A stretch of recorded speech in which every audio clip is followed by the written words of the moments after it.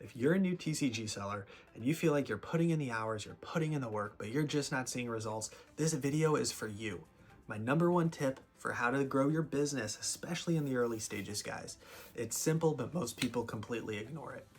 Don't pay yourself too early.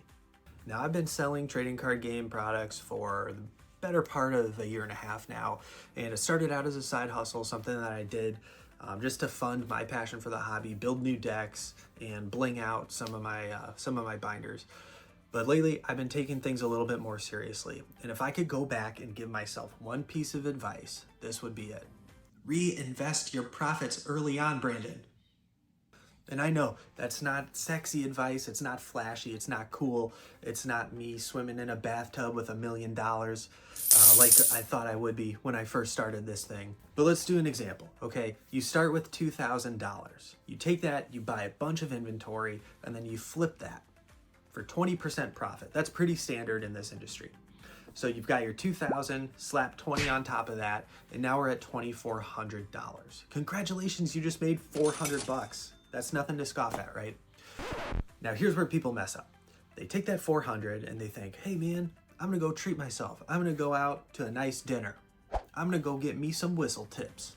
Whoa, whoa. And like I said, it feels good when you first start out and you get to see some of those profits and you get to put them towards fun stuff like blinging out your decks or blinging out your binder. And hey, that feels good in the moment. Like I did that when I first started out.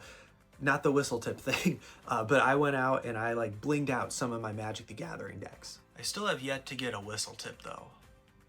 But doing that, you set yourself right back to the starting position where now you're at your base $2,000 of inventory and you got to do it all over again. You didn't grow, you just cycled. Let's look at the alternative. You take that $2,400 and then you flip it again and for the same amount, 20%. Now you've got $2,880. You do that one more time, you're at almost 3,500 bucks. You just made an extra $1,500 by not pulling the bricks off of the house that you're trying to build. That's the game, you guys. That's the game. That's compound growth. That's how you take small profits and turn that into real money. Not overnight, but over time. And most people never experience this type of growth because they do what I was guilty of doing when I first started out and interrupting my own processes.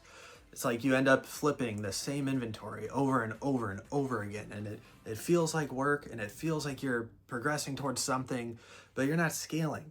You're on like this hamster wheel of Pokemon cards. And if I could go back and give myself advice of when I was first starting out, here's what I'd recommend. #1, set a reinvesting rule.